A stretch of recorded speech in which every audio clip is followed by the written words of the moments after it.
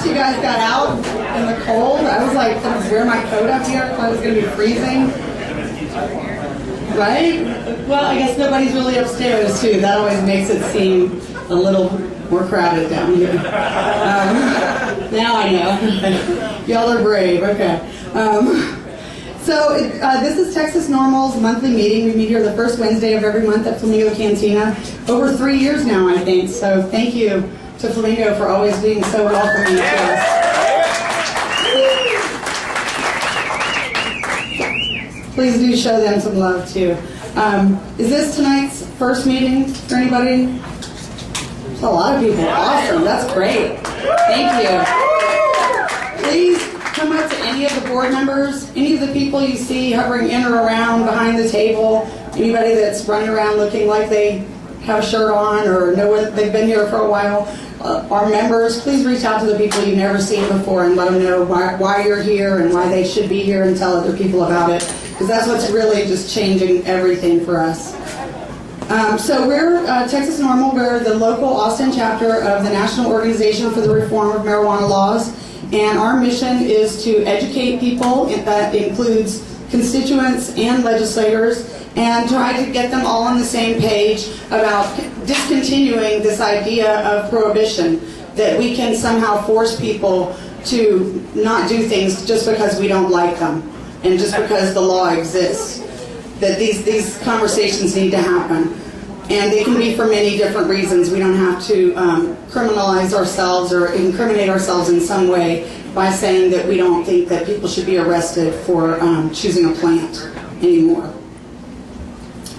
So that's kind of our mission, and I think that's something that you can give to other people to take away and to use in various different ways, because there are so many harms in prohibition that you can point to. So if you find out what somebody's kind of concerned about, then I think that's the best place to start, is how could cannabis legalization help that? And you can find ways in education. We always point to, we have a teacher on our board that pointed out to us that each student, it costs about less than $9,000 to educate each student per year in Texas, but we spend $10,000 on each minor possession arrest. So that's an easy statistic to kind of give and take to someone that isn't necessarily a consumer. So I kind of wanted to go over tonight, we usually go over the news, and I will, but I wanted to go over some other things with you guys, like questions that we get pretty often.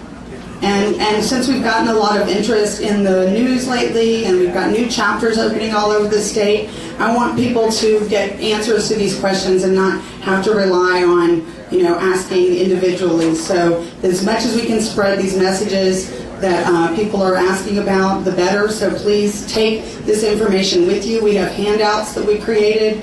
Take this information with you. Take extra copies and share them with anybody that you get in a conversation with as much as possible. So one of the things that we get asked pretty often is, with all these bills being passed, what are we going to support? As TXNORML, as an organization, as individuals, what are we going to support?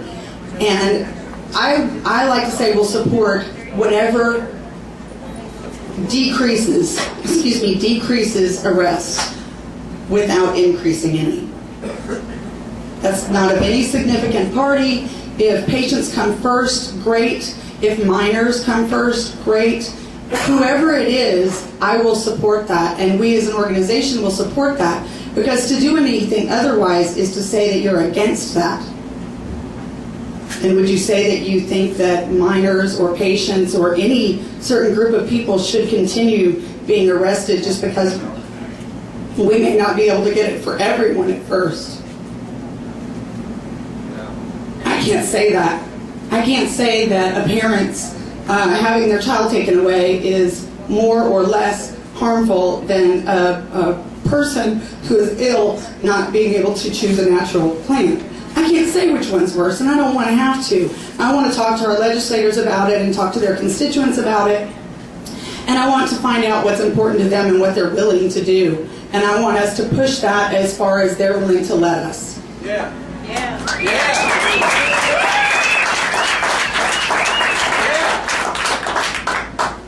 So when people ask me what we're going to support, I tell them that I don't think that we should be the ones to draw the line. And that's what those laws do. Any law that doesn't allow for everyone to be free is discriminatory against the healthy, against adults, against anyone that it doesn't protect. And we're willing to make those compromises, but that's not our goal. So we'll educate them respectfully, and we'll see where they're willing to budge, and we will push harder on those issues. So it's never a competition. We're not for a legalization bill and against a medical bill. We're for all of them, and whichever one goes through, then that's the one we'll be happy about that time, and we'll keep pushing for the rest the next. Yeah, you're right. Yeah. And if you start following this stuff in the legislature, you realize that this is how everything works. There were so many bills filed last session regarding texting while driving, and I thought, don't y'all talk? Can't y'all just get one and that be the one bill about texting while driving? But no, there was like 6 or 12 or something, like, because everybody had their little thing that they wanted to do, and you know, if you're against texting while driving, you would probably support all of them and hope that one gets through. So it's just how our process works. And that's another thing that we get asked often is why we can't do things in the way that other states have that are being successful now. And in a way, we are progressively moving towards what they have succeeded in, but these laws have existed for a lot longer than they've been passing what we see in the news. I've met an activist that currently lives in Texas, and he said he was active in Colorado in the 70s trying to legalize. So we are doing what they did. We just go about it in a different process. We can't run around collecting signatures, and we don't raise money for those types of initiatives because not every state can do that, and Texas is one of them. But in some of the recent news that I have to go over with you, I'll just go ahead and mention, since that came up, New Hampshire is the first state now to have passed a legalization bill through one of the chambers in their legislature. So it passed through their house. Really? So they did not pass, it's not passed yet, and I believe their governor says she'll veto it, but you know, if she's anything like our governor, then that could change from one moment to the next anyway. So that's what I always said was great about him. But he won't be an issue whenever we address these bills next anyway. And that's another thing that we get asked often is, what about Harry's stance, or what about his recent quotes, or you know, is he going to help us? And I think it did help us in that it allowed that conversation to happen. It allowed other people that look to him for what's important and what we're talking about to take it seriously and to actually take a stance on it or be willing to have a conversation instead of just laughing it off, which is what we've seen so often from our own president, who now has changed his mind too, and I guess it is a topic for conversation now.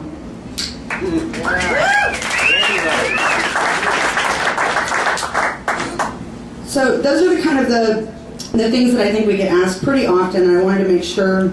Oh, well, lastly, why so long? Why, we've been saying we're hopeful for 2017 and confident for 2019. With the momentum we've been getting, I would love to say 2015, but unfortunately our legislature only meets every other year.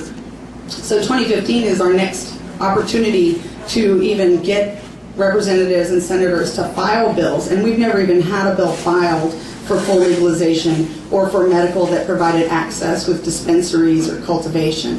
So even with all the interest we're getting, and we hope to identify who's willing to file those measures, I don't think that we would get it through all the process in that time. So I don't want to give anybody false hope, but it's just the structure of the system that it has to go through the House that it's filed in, the House or Senate, their committee, and then on to another committee that schedules it if it makes it through the first one, and then the full House, and then it goes through the same process in the other chamber, then to our lieutenant governor and governor. So it's a very lengthy process, and there was about 10,000 bills filed last session. So with 181 of them all together, and they're there 140 days every other year, not every issue gets looked at. Not every issue is a priority. But we keep this momentum building, and we're not being like an us against them kind of idea, and start getting involved in what's happening and realize that, oh, maybe it's not that they're against us. Maybe this just wasn't a priority because they don't know everything we do, and they're getting bombarded on other issues, and that's where they're putting all their interest and all their energy on other issues. And if you look at what your representatives and senators have filed in the past and supported, you'll see where they're putting their energy, where they're putting their time, and you usually can find a connection. Like my representative, Mark Strama, who's no longer my representative, but I saw he was for like solar energy. He supported a lot of energy efficient type bills. So I would, if he had wanted to have a debate about it, which he didn't because I guess he knew he was leaving office, but if he had, I would have approached it in that way. If I had gotten any pushback, that's where I would have tried to trigger his interest, just knowing that he was kind of an environmental type guy. So we can learn a lot and just be motivated to engage our lawmakers and engage our community and find a level that they can resonate with, that makes sense to them. So we're actually hearing from people now that aren't consumers, and that we want to let them realize that it's all one big group, that it's not what type of person smokes marijuana or eats a cannabis cookie. There is no type of person. That's why people shouldn't be so shocked when their politicians do it, because there is no type of person that smokes weed. Half the country has tried it. So, right. So we have to come out of this subculture and realize that while we love reggae music, not everyone does, but that doesn't mean that they want to keep arresting us. It has to be free and open to the public, like any other available commodity for multiple uses. And if people don't agree with you on all of them, that's okay. The only thing we really want them to agree with is that it shouldn't be a crime. Yeah.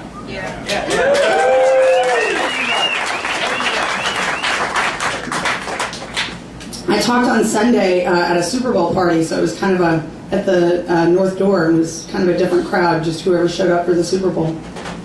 And someone came up to me afterwards and he said he really respected that I wasn't trying to say it was a miracle and it was for everybody and it was for everything. And he said, because I've tried it and I don't know what his ailment was or is, but he said it didn't help me and I didn't like it. And I tried it a few times, but everybody's always really pushy about you just need to try it again. You just didn't get the right kind. You know what? You don't have to sell everybody on it. It's okay.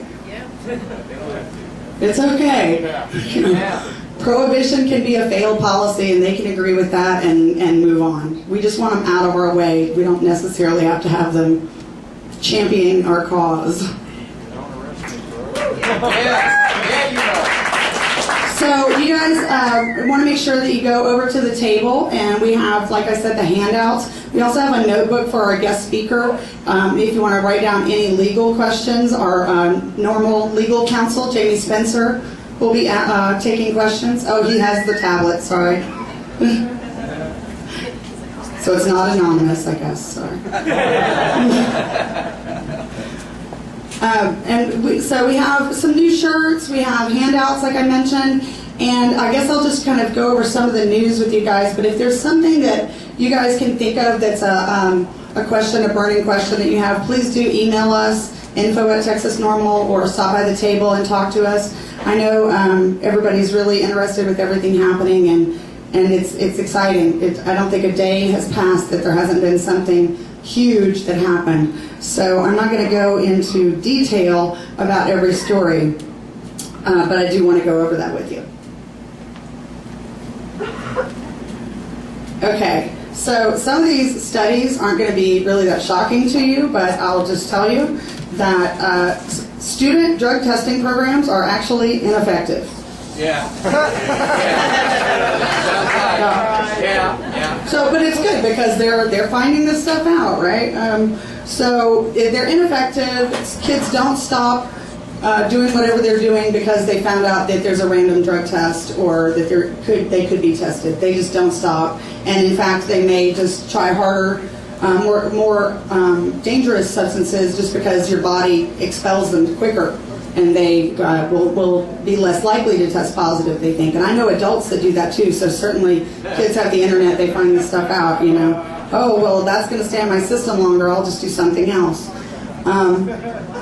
Which is directly related to this other study that says cannabis can be substituted for both licit and illicit substances. And I'm an example of that. I rarely drink anymore, which was not I was not a good drinking person. So most people in Austin, thankfully, have never seen me drink because I got involved with this movement when I came to Austin. So yeah, don't talk to anybody in Louisiana about that.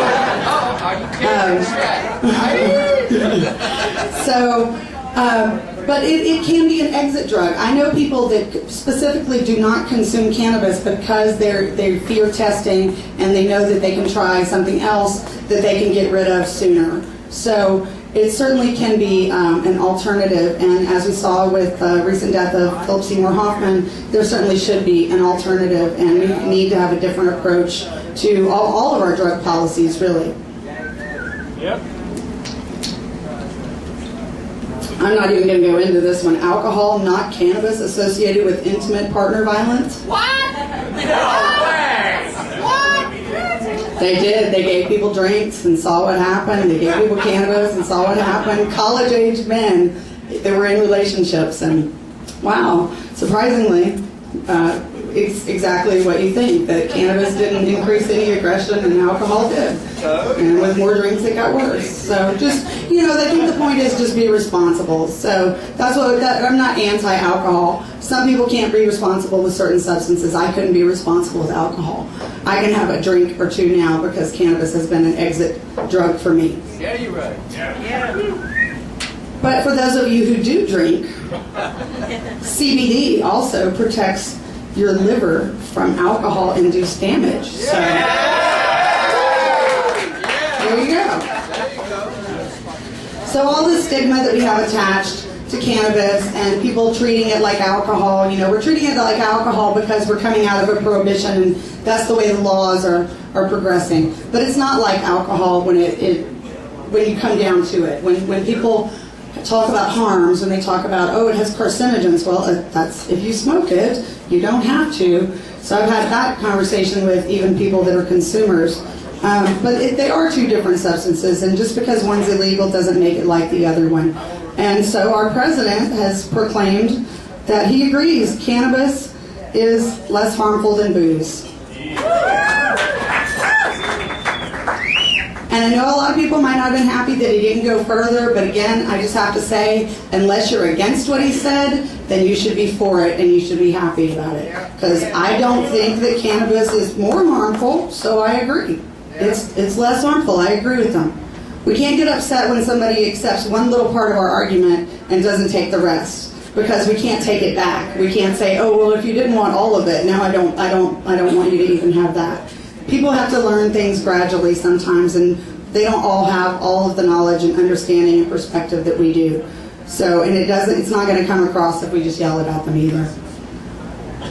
So that was great that Obama came out, and then the very next day, Perry makes a statement how he apparently has been the one guiding us towards decrim all along.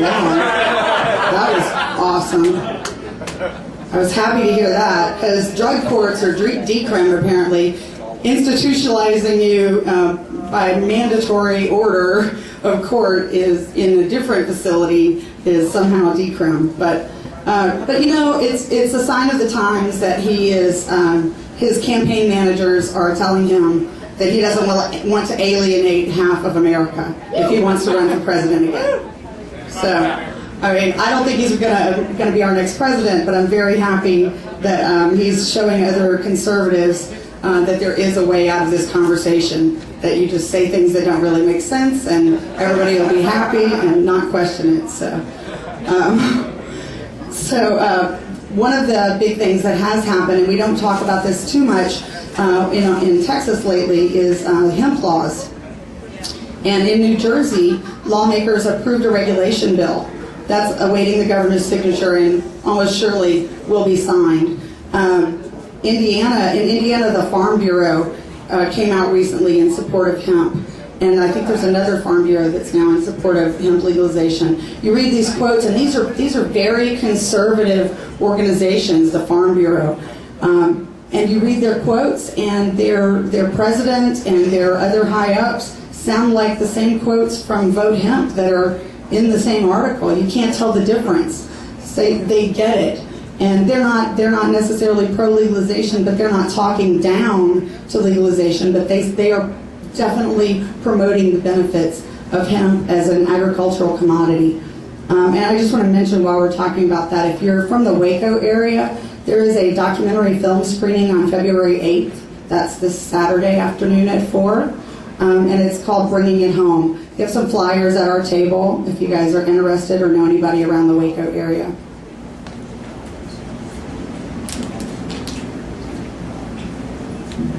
So the thing about the hemp laws, people think sometimes that, why aren't we pushing hemp? That seems so obvious. The thing is, there's lots of states that actually have passed industrial hemp laws. There's at least 10. There's probably another 10 or 12 that have pending legislation or some kind of research or something on hemp. But we don't see something happening the same way that you do the medical laws. Automatically somebody's setting up a storefront. But the farmers, existing farmers that have homesteads and land and equipment aren't going to risk everything until it's federally changed. So, but now the farm bureaus are getting involved, and that's really, really going to push it. And we saw the farming bill signed into law now, and the Hemp Act the research part is in it. I know we all know already, but it's classified. It's Schedule 1, classified as no medicinal value, not safe, even under a doctor's care, and highly addictive. We know, but they need to be able to prove it to themselves. So it's good that they're allowing that to happen. And in addition to hemp, we have decrim bills that have been filed in at least Alabama, Indiana, Louisiana, New Hampshire, and Wyoming. I didn't make an exhaustive search. This is just like what's kind of been in my news over the past month or so. Since we did January, we did a recap of the 2013 year. So this is kind of the last 2 months' news. In regard to medical nationwide, Senate Majority Leader Harry Reid came out in favor of medical. That's moving that on a federal level forward, and I think this is going to happen, you guys. Everybody keeps wondering why it's taking so long. I finally found an answer I've been looking for years the other day. PBS.org has a timeline of marijuana prohibition, and it said that 29 states had made it illegal before the federal government ever did. 29 states. It works the same in reverse, you guys. It takes a long time to get the whole country on board with this idea that, we're switching gears now. It took us this long to figure it out that we wanted to all do this, and now we're all going to go the other way. It's just taking a long time. But the more that we can show people that it's not something to look down on, and it's just something they don't know about. The more that we can educate them, the faster this is happening, and it's so in the public eye. Unfortunately, the Ninth Circuit in California did again deny that medical use is a fundamental right under the U.S. Constitution. But they stated even years ago when they denied it that this was coming, that this was foreseeable in the future. So they're still waiting for something, but it's happening.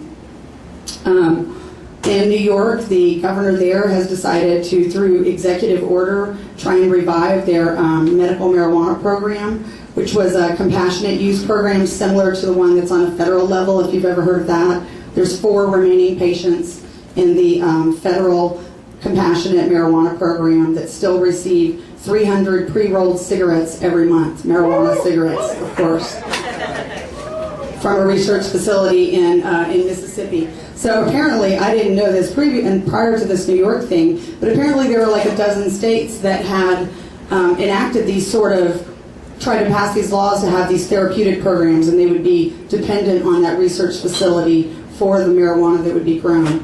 And a few of them enacted those laws, and they were all gone by like the 80s, of course, you know, the Reagan era. And it was only through a lawsuit that those remaining federal patients are still involved. So people don't really think this New York thing is going to happen through executive order because other states have failed to revive those programs. But, you know, it's great that he's trying. It got stalled in their Senate before, and he's trying to bypass them. I mean, that's awesome in itself.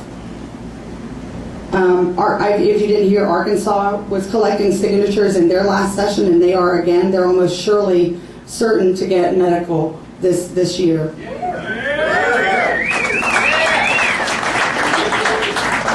And that would make them the first southern state to have medical. But Florida is apparently in a race for them because they have ballot initiative and have collected enough signatures to get medical marijuana on the ballot.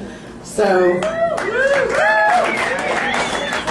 it won't be long before it's so close to us they can no longer say, oh, that's West Coast, East Coast, Colorado, whatever. There will be no more excuses. And also Pennsylvania and Tennessee. Tennessee has also introduced medical marijuana legislation.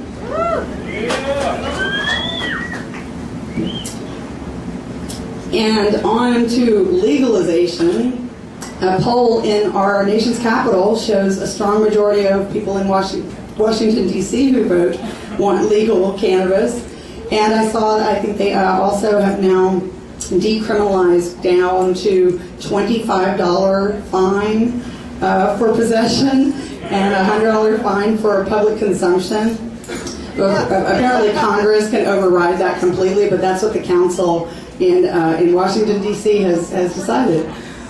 So I don't think it'll stand for the rest of the country to just leave that alone if that does happen, but we'll see.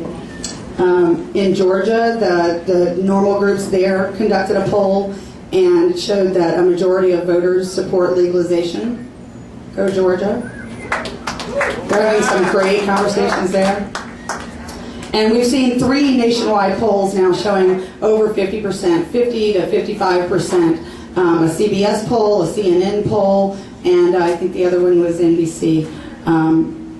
That all show over 50%. I mean, we're even closing in on 50% in the South, and I think the Republicans are like at 36, 37%. So those are the low numbers. So I think that's definitely reason to be happy, and shows that they're all finding their own reasons to do this.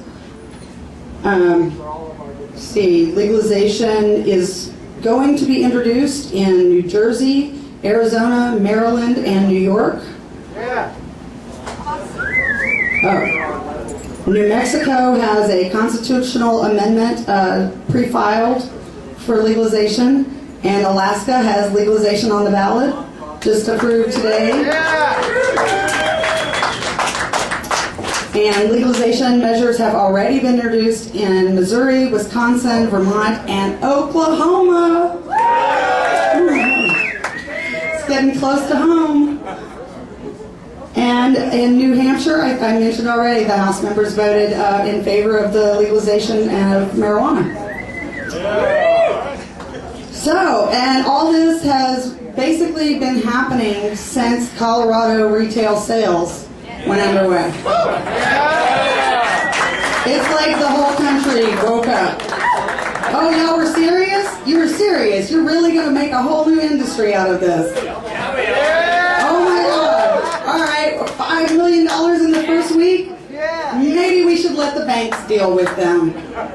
So that, I think, is one of the biggest things that we've seen, and I'll end on that note and bring Jamie up if he's ready with some questions.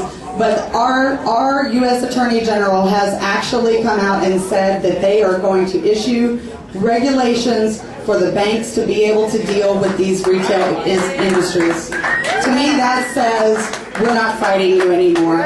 We don't plan to shut this down. Let them in the banks. The banks aren't going to be happy with just a guideline memo. It's going to have to be something real. So, Jamie can tell y'all if I said anything wrong because I didn't look at my notes.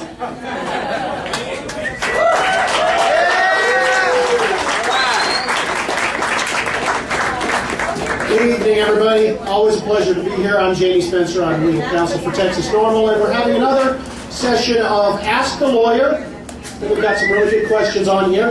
So let me just go through them. I appreciate everybody who contributed. Thank you, because if nobody writes down questions, I feel like kind of a jerk up here trying to ask the lawyer. Okay. Can you go to jail for marijuana seeds found in your vehicle? I'm going to split this up into two parts.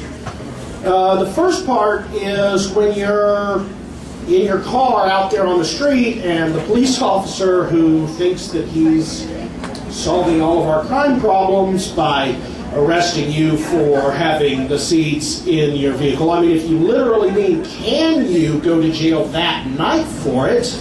The answer is yes. And then the second part of it is, and I think this is probably what the question is asking, how likely am I to be convicted of it and or go to jail after I'm convicted of it? So, in Texas, for example, possession of a controlled substance, state jail felony less than a gram of cocaine. For people who don't know, a sweet and low packet is about a gram of sweet and low. And if you looked at a gram of cocaine, it would look about like that amount. If you opened up a sweet and low packet at the restaurant and poured it out on the plate to see how much was there. Technically, the molecular weight of cocaine is different than the molecular weight of the cocaine and sweet and low are different, but you wouldn't be able to tell the difference. But no matter how small an amount of cocaine you have, even if it weren't a usable amount, you could be convicted of it for possession of cocaine, even if it was a ridiculously tiny amount. Even in theory, if you intentionally knew that it was there for a tiny amount of cocaine that was on a dollar bill in your wallet. However, in Texas, under state law, possession has to be a usable quantity of marijuana. Now, sometimes lawyers will use that in defense of their clients in terms of it being such a tiny amount that it couldn't necessarily be smoked or somebody couldn't really get high off of it. That's probably not really what the law means by that, but that can be a negotiating defense, if you want to call it. And then when you get to seeds, the definition of marijuana in the Health and Safety Code actually excludes non-germinable stems and seeds as specifically not being usable.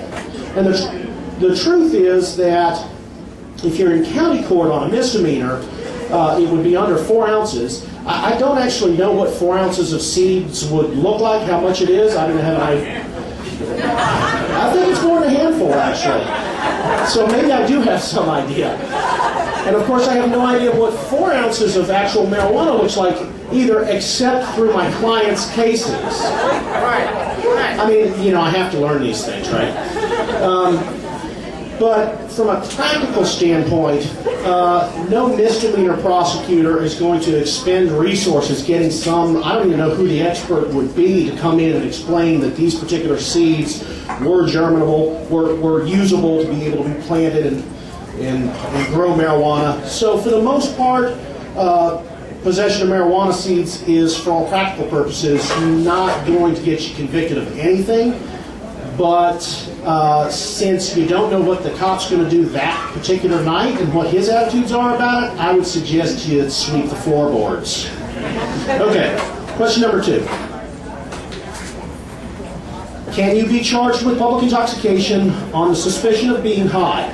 So the public intoxication statute is under Chapter 49 of the Texas Penal Code, which is home to a much more familiar offense to folks. Chapter 49 also includes driving while intoxicated. And the definition for intoxication, for public intoxication, is the same as the definition of intoxication for driving while intoxicated. The offenses are obviously different. And since there's obviously not going to be a 0.08 alcohol concentration in a high on marijuana type case, we can sort of ignore that. There's 2 definitions. So there's the 0.08, which is really only applied to DWI, but could be applied to PI. The second one is being intoxicated means having lost the normal use whatever that means, having lost the normal use of your mental or physical faculties due to the reason of the introduction of, let me see if I can get this right, alcohol, a controlled substance, a drug, a dangerous drug, I feel like I'm forgetting something, or a combination of those. And when the combination comes in, what they're talking about is there could be something called a synergistic effect. This is an actual medical phenomenon. People basically know that sometimes, for example, if X amount of alcohol would not intoxicate you, and Y amount of fill in the blank of the name of the pills would not intoxicate or impair you, it is definitely true that sometimes X amount of alcohol plus Y amount of pills together will impair you. That's what the synergistic effect means. Okay. And so the answer is yes. In theory, you can be charged with public intoxication for being high. In other words, not just being on alcohol. As Cheyenne was talking about up here earlier in terms of what marijuana actually does to you, since, you know, the person who is on 6th Street tonight that had too much alcohol and goes out in the street and behaves aggressively, let's say, or really makes a fool of himself, he's going to cause a lot more police attention than most people who are just smoking a joint. So again, back to... Exactly. Somebody said you were going to be sitting back laughing. And police officers don't mind so much on 6th Street when you're having a good time with your friends, as long as you're not bothering other people. So again, from a practical standpoint, I don't think it happens a whole lot, but in theory, it's possible. Question number 3. Can a possession of marijuana get taken off your record? The short version of this is yes, if it's dismissed or if you're found not guilty at trial, but neither one of those things is automatic. And this is actually a pretty important point. Many people think, and by the way, in Travis County, and this isn't a specific question, I'll be available for a while afterwards to talk to folks, a lot of first-time possession, well, maybe almost all first-time possession of small amount of marijuana cases get dismissed in Travis County. You have to jump through some hoops, and we can talk about that later. It's not one of the questions here. But unfortunately, I've run into tons of people whose lawyers didn't tell them that they needed to go back to court, a different court, a higher court, district court, and get something called an expunction. This is true of any case you've ever had that's been dismissed. In theory, it's true of a speeding ticket, but you certainly shouldn't spend the money to get a speeding ticket expunged because nobody cares that you got a speeding ticket and took defensive driving and got it dismissed. But cases do not come off your record automatically. In fact, I'm going to somewhat delve further into this question. I get a lot of questions in my day job, Jamie, what's on my criminal history? Well, the answer is there is no such thing as your criminal history. Even this far after 9/11, even though they keep on saying they're going to do it, they're nowhere near a central database. People sort of have this idea that there's some computer somewhere that you can type a name and date of birth or social security number in, and you can get everything. I don't even think the NSA has everything. I really don't. I'm not kidding. And I can talk to you more afterwards about why I think that's true. It's a huge mishmash of different government agencies. Let's say that you're outside of Travis County, so you don't get a cite and release, or you run into the wrong cop in Travis County and you actually get arrested and thrown in the pokey for a possession of marijuana charge that night instead of getting a ticket and then going to big boy court later. You were arrested by Austin Police Department. You're taken to the Travis County Jail. You're turned over to the people in the tan or brown uniforms, whatever color that is, the Travis County Sheriff's Office. You sit in jail for a while. You get interviewed eventually by some folks who come and say that they're from pretrial services. That's our new fancy word for the personal bond office. You go in front of a judge and he tells you your constitutional rights. That judge is a traffic ticket level judge. He works for the city of Austin. He works at municipal court, but they don't have jurisdiction over those types of cases. He's just there to tell you you have the right to a jury trial, you have the right to a lawyer, this is jailable misdemeanor, here's what the punishment range is. Hopefully you get out of jail on personal bond, but either way your case gets forwarded to the county attorney's office. They file some paperwork at the county clerk's office. TCIC, NCIC, Texas National Crime Information Center, DPS, FBI, just named 12 or 13 agencies off the top of my head, and there's actually a couple of others. that are going to have some sort of a record that Jamie Spencer was arrested and charged with possession of marijuana on February 5th, 2014. I hope that doesn't happen. But I'm saying hypothetically. Now, just by a show of hands, I'm not going to ask if you've ever been to jail, but does anybody have a friend that's ever been to jail and heard about the process? We're talking about your friend. If it really is your friend, you can raise your hand too. But okay. All right. So your friend would tell you, and I would tell you, that the jail, for example, is a warehouse for human beings. You're thrown in there into central booking. Most of the folks that you're going to run into are just like you. They're going to be getting out in, if they're lucky, 6 or 8 or 12 or 14 or 24 hours. They're going to walk out of the door with a personal bond that says, Jamie Spencer, come back to court on March 5th, 2014, or get a lawyer to help you deal with it or whatever. Now, but some of those people are going to be spending a longer time in county jail. Some of them are going to be going to prison. They're going to be shipped off. Some of them are going to be extradited to California. It's pretty rare, but they are a warehouse for human beings. They don't care what happens with your case. If it's a possession of marijuana and your case is dismissed, they're not notified. If you're convicted and placed on probation, they're not notified. They don't care. That's not their tiny little governmental role. If you're processed into jail because you're convicted and you're given a jail sentence, they'll know that you were there again on, May 5th, 2014 to serve whatever sort of jail sentence you're doing, but they don't really match those things up. And my point is that all of these different agencies serve a different purpose. So when somebody looks up my criminal history, the answer is it depends on what they're looking for, how they're looking for, what service they use in terms of what they're going to find out about whether or not me or my friend has ever been arrested. So, in terms of getting a possession of marijuana taken off your record, if it's dismissed, or if you have any other criminal case that was dismissed, you need to go back to district court and get it expunged. That's a civil lawsuit filed against all of those agencies, where you're actually entitled to have the district court judge demand that all of those agencies destroy their records. It's something of a lengthy process, but it probably takes about 4 to 6 months to get that done. All right.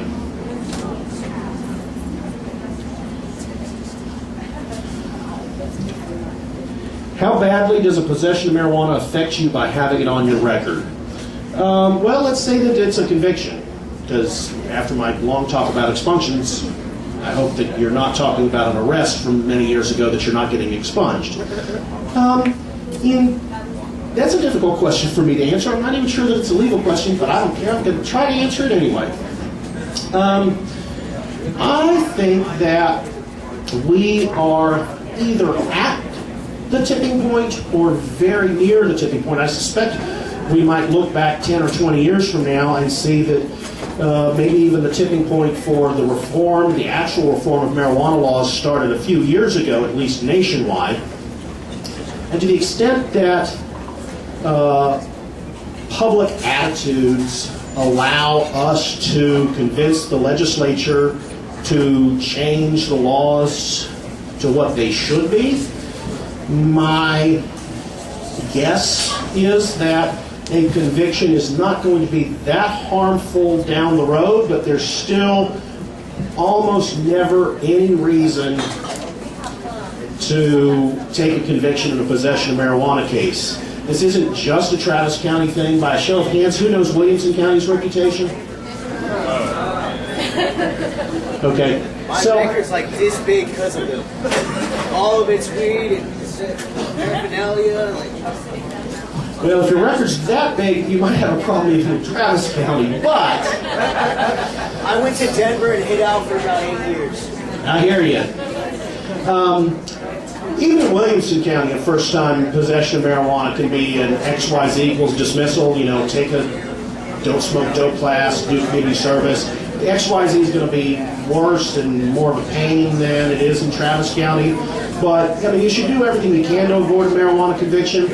And the bottom line is that county attorneys' offices are typically much more interested in prosecuting really 2 types of cases.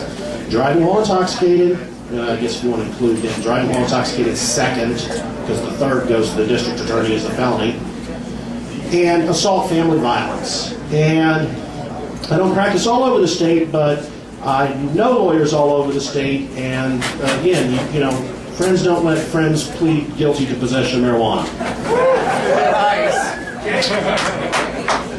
Amen, brother. How are we doing on time? Because I have 1 to 3 more questions that I can Keep going. do. All right. What should you say if a cop asks to search your car? Here's a classic question, and I haven't answered it in, I think, a couple of Ask a Lawyer sessions. And I heard somebody shout out no. That's close to correct. The police, and I'm going to tell you up front, I do not necessarily give you the gut instinct, normal criminal defense lawyer advice when it comes to this, because there's the you should always say no advice, and if that was going to solve the problem that you have right then, you've been pulled over by a police vehicle, your vehicle's on the side of the road, you're in the car. Unfortunately, it almost never is as simple as the police officer coming up saying, hey, you were speeding, here's your ticket for speeding, can I search your car? No, okay, go home. If that was what was practically happening out there, then no would be the correct answer. And so I'm going to sort of, and no's not wrong, we just have to put a little bit of a different spin on it. No thank you, that's a great point. Be polite. This guy thinks that he needs to search your car to solve crime, or he wouldn't be asking you to search your car. And so he's the guy with the gun, and he's the guy that's going to decide whether or not and when you get to drive off. So being polite, no thank you, is a definite improvement. I'm not kidding, it's a definite improvement. Then no, / a lot of other things you could follow that up with. My general advice on this is to find the most polite and quick and effective way that you think you can to determine whether or not the officer will let you go. And you were driving somewhere, right? Were you going to mom's house? Were you going to class? Were you going to work? How about, officer, I'm really in a hurry, I'm a little bit late, I shouldn't have been speeding, but I do need to get to work, school, my dying mother to get her to the hospital, whatever the situation is. And am I free to leave? Ask the police officer if he will let you go. If he says yes, that's going to solve the problem. If he says no, he's going to search your car. And if he finds marijuana, he's going to claim that he smelled marijuana even if he didn't, even if you've never hotboxed it. So, I mean, that's a problem that your future lawyer will have to deal with. But ask the police officer, I'm in a hurry. Am I free to leave? I really need to get to fill in the blank. And honestly, you don't have to make that up. You do have a reason you were going somewhere. Should you ask them what their reasonable and or probable cause is? I love that question. Should you ask them what their reasonable suspicion to detain or probable cause was? The answer is no. And I'm not making fun of you. I'm thrilled that you asked that question. I'm going to throw that in here. That is a challenge to my authority. You're suggesting that I don't have the right to get in your business? And unfortunately, with the cops that you're going to lose with, this is going to lose them. Also, other phrases to avoid are, I know my rights. I'm sorry, these are not things that police officers react well to. So if you don't ask them, they can have a reasonable and or probable cause. And the person that asked the question gave the answer I should have given. I'm serious again. And that is, well, let your future lawyer deal with it. Not everybody heard her. She said, so I don't say anything then, but the case will be dropped later because they didn't have reasonable suspicion to detain or probable cause to arrest me. The answer is yes, unless they make up the BS about the smell of marijuana that wasn't really there. But then we're dealing with lying police officers, and we can talk about that more afterwards. But yes, anything that's going to challenge their authority is a bad thing. About ready for me to be done? Okay.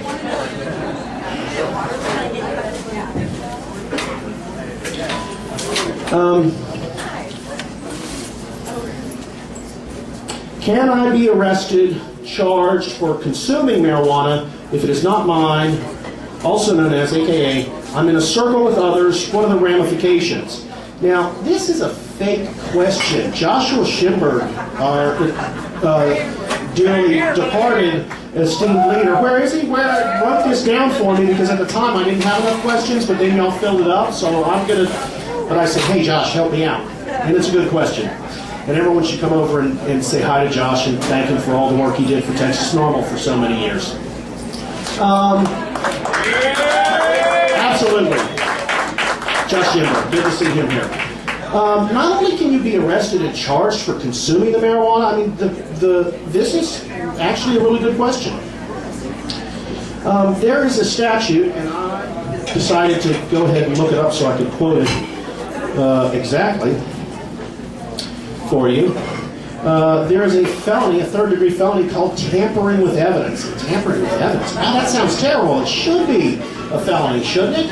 But the problem is that the legislature wrote it incredibly broadly, and it includes a person commits an offense if the person, knowing that an offense has been committed, and then there's some other stuff that doesn't apply, conceals or destroys anything with intent to impair its availability as evidence. Well, you shouldn't be breaking into the police station and destroying the murder weapon that's going to prove that you're guilty of murder. This is bad. But what do they actually do with this? Okay, if you're in possession of marijuana, you know that an offense has been committed. In fact, you know that you are the person committing the offense, right? And when you eat the marijuana and try to swallow it, you are doing that because you are trying to conceal that thing with the intent that it not be available as evidence against you. Misdemeanor marijuana charge is not that difficult to deal with. Don't turn it into a third-degree felony. I'll have to charge you 10 times as much, and it's going to be a real headache. It might seem like a good idea, but it's not. And with that, again, I will be around after the meeting.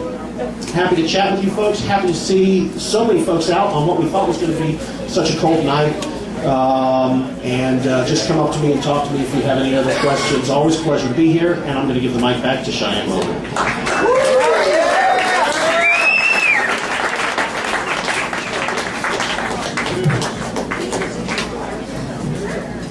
Thank you, Jamie. Jamie's been getting involved with a lot of other lawyers that also don't want to bother arresting people for marijuana possession. So we've been hearing from a lot of people. Even we've got a doctor that's been getting involved and talking to other doctors. So just wanted to make sure you guys know that we're going about this in an outreach kind of effort way, and we have specific directors on our board for these various efforts as we can get people that are interested in doing that. So we have a senior alliance that is one of our newest groups. We've got a patient group. It's called Patient Alliance for Cannabis Therapeutics, and I'm going to be telling you about kind of the events for both of those. We also have an athletic team and a veterans group. So we're all kind of doing different overlapping things. And a lot of our board members are here, and I will have a hard time seeing where they all are, so I'll just tell you, there's Dave Bass is our veterans, Director of Veterans Outreach. It's not hard to see him, actually. We have another Dave on our board. Dave Weinke is somewhere around here. And, what? Oh, I'm blinded by that light above you, Dave. So go up and talk to any of these guys. Topher, that was just yelling right next to him, and Rick, that's filming, is our historian. Heidi, it was somewhere. She was just right there. I thought I knew where somebody was. Lori and Betty are here somewhere. They've been working behind the table. Jax is behind the table, our deputy director, and she's there with Audie, who's just recently getting involved. I saw Greg around here somewhere, and he is our athletic director for Team Hope Through Cannabis. And Bridget, one of the Bridget Malone, is helping us with shipping. So we have a few other people, and we're always looking for more volunteers. We need people to work behind this table, to fold shirts, to carry things to and from a vehicle, do administrative tasks. If you have a skill set or a will, we will find something for you to do. So please sign up on our website, on our newsletter, send an email to volunteer@texasnormal.org, or send an email to us at any of the contact addresses that you're interested in for different outreach efforts.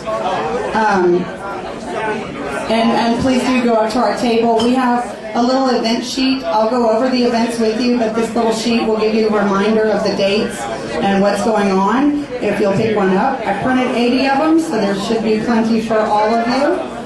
And while you're at the table, like I said, we do have lots of new shirts, other merchandise. Sign up for our newsletter. We take credit cards, and you can do all this stuff online too. Become a member, make a donation, and I hope you guys feel like I make donations to two different groups, charity groups. Well, one is a charity group, one is a local community radio, and it's really the first time in my life I've ever done that the past year or so. I have a monthly donation that goes to them because they're nonprofits, and I appreciate the work that they do, or I appreciate the service that they offer. And I hope that you guys feel the same about us, because we're working to change these laws for you, and we want you to be involved. But if all you can do is give us $5 or $10 a month or $100 a year or whatever you can do, we're putting that money towards hiring a lobby firm. So we have actual lobbyists working at the Capitol that know these representatives and senators and golf with them and can have lunch with them. And we're going to find out who's our friend. And we're going to make some new friends. So please help us with that effort. And we have lots of printed materials. That's where also our members' funds and our donations go towards printing these materials for you to take and distribute to other people, for you to use as educational materials to educate yourself, and so you can be the source to address the concerns of other people when you have conversations. And keep in mind, other people that you know, we've got other chapters all over the state now. Lubbock, El Paso, Waco, 2 in Houston, Dallas, Fort Worth, San Antonio. We're everywhere, and we've got Corpus Christi is getting very close to becoming a chapter.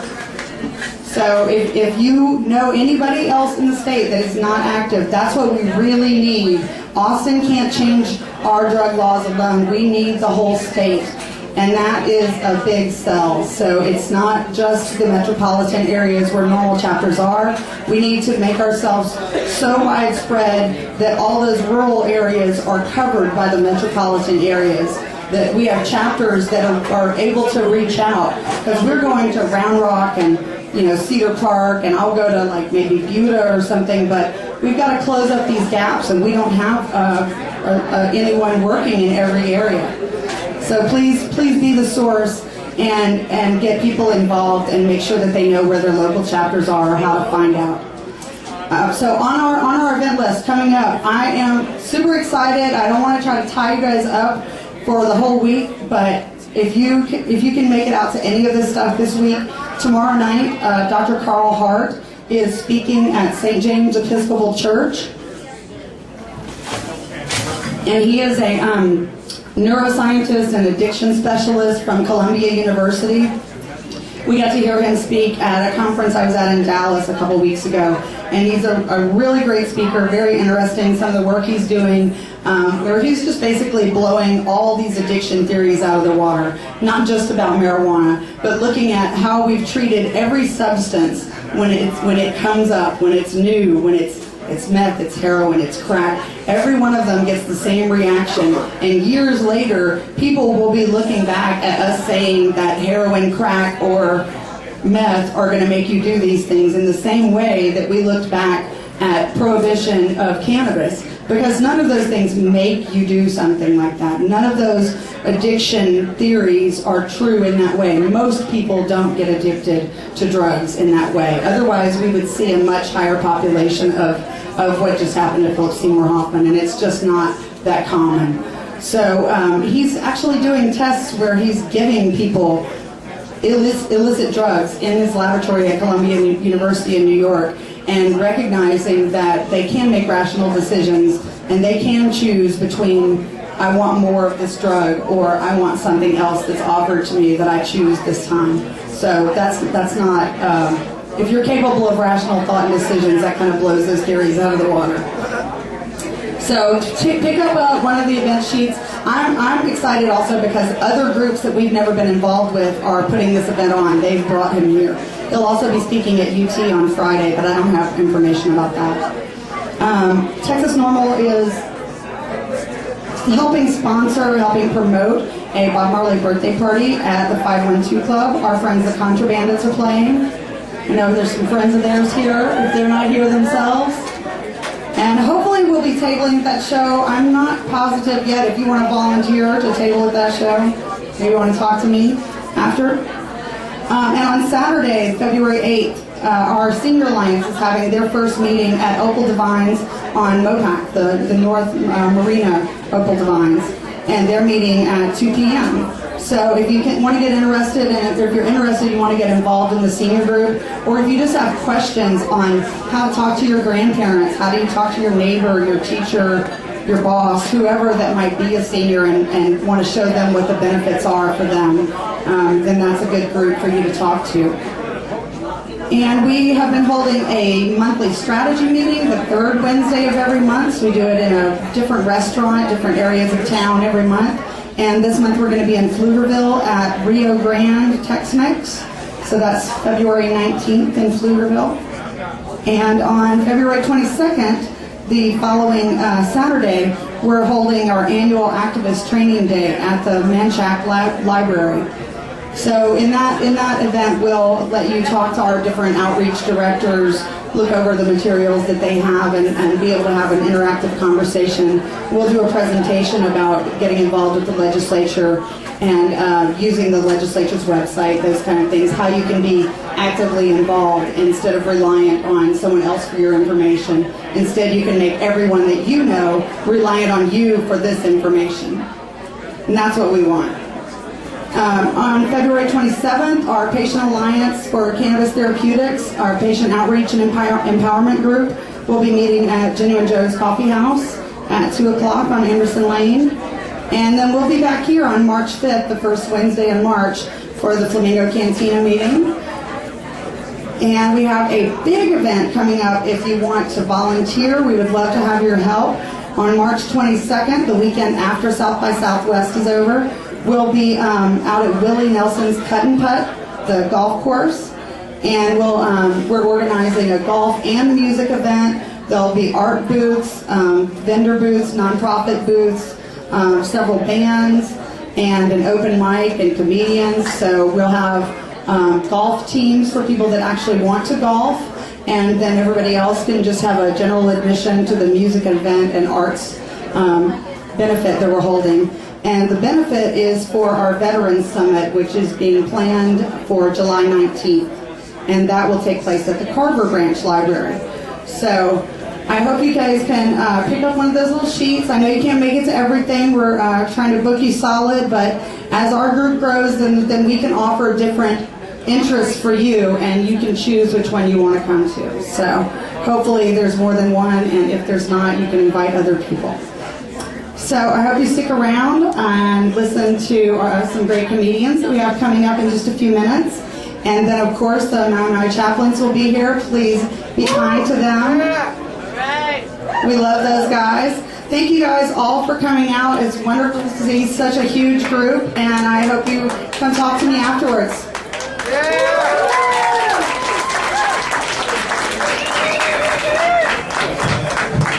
Thank you, Cheyenne. Give it up for Cheyenne, Jamie. Y'all, let's go. Right morning when my work is over, I'll fly away home. Lord, what bright morning when my work is over, I will fly away home. One bright morning when my work is over,